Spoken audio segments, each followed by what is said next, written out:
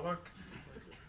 Mr. Anthony Housefather has been the Member of Parliament for Montreal since October 2015, and he chairs the Standing Committee on Justice and Human Rights. He holds 2 law degrees from McGill University and MBA from Concordia's John Molson School of Business. Prior to his election as a Member of Parliament, he served as Executive Vice President, Corporate Affairs and General Counsel at Dialogic Corporation. Monsieur Housefather débute sa carrière politique comme conseiller municipal de Hampstead, élu en 1994, et ensuite Côte-Saint-Luc, Hampstead, Montréal-Ouest. Il était maire de Côte-Saint-Luc entre 2005 et 2015. A strong community advocate, Mr. Housefather has been a volunteer for many years within a number of organizations serving English-speaking and Jewish communities in Montreal. It is now my pleasure to invite Mr. Anthony Housefather, who will be presenting words on behalf of Catholic. Thank you very much, and it's a great pleasure to be here in the name of Catherine McKenna, the Minister of the Environment and the Minister responsible for Parks Canada. And I would like to thank the board for having recognized A.M. Klein and Hirsch Wolofsky in this way.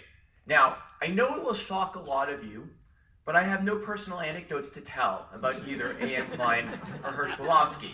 I'll leave that to Sander and Jack.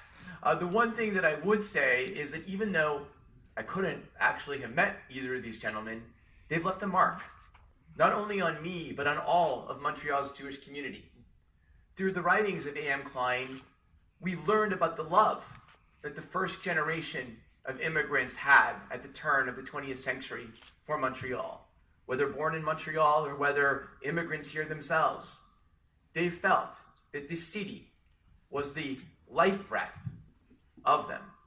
They saw the magic, not only of the Main and Baron Byng and all of the different characteristics that we know of as being part of Jewish Montreal, but they also understood that this was one place in the world where they were accepted for who they were. Not to diminish the amount of anti-Semitism that existed, particularly in the 20s and the 30s, but they found here a refuge that they never had in Eastern Europe. And with Hirsch Wolofsky, and I look at my friend Jack and I think, wow, what anecdotes can this man tell? What memories he has. But what's also amazing is that the Wolofskys that I know today are exactly like Jack's grandfather. They're community leaders. They're people who are activists. They're people who are never afraid to speak their mind. And that is clear to everyone who knows anyone in this family. And what I think is also amazing, and is something that I think he would be very proud of, is that not only was his son-in-law a member of parliament, but so was his great-great-grandson, my friend David. And in the same way that A.M. Klein ran for the CCF, it shows that our community always believed that there was much more to being part of a community than just being part of the Jewish community. We always believed as Jewish Montrealers, and still believe, that we have contributions to make at the national level, the provincial level, the municipal level, and as part of organizations that go far beyond the range of our community. And so, as we look to our long history, this is the 250th anniversary of the Spanish and Portuguese synagogue this year in my riding of Mount Royal. Wow. It is the 100th anniversary this year of Federation CJA. It is the 98th anniversary of the founding of Canadian Jewish Congress, and the 103rd anniversary of the founding of the Jewish Public Library, which we thank very much for being part of this incredible event.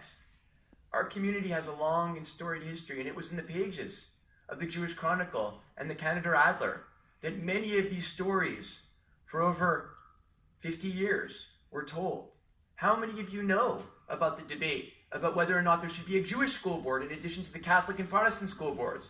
Or should Jewish kids go to the Protestant schools? Well, those debates were told in the Canada Adler at the turn of the century. And whether it was telling the stories about what happened in the 20s and 30s, about anti-Semitism, about quotas at McGill, about, Lionel Groux, whether it was the arrival after the Holocaust of a new wave of immigrants escaping persecution in Europe, and the shameful record that we had as Canada during the Holocaust and refusing Jewish immigration. All of these stories were told in those newspapers. And so, in honoring today Mr. Klein and Mr. Wolofsky, we're also honoring, I think, the whole Jewish history of Montreal, because those two gentlemen were very much part of that history. So for that, again, I thank you, and congratulations to both of the families. You have a lot to be proud of.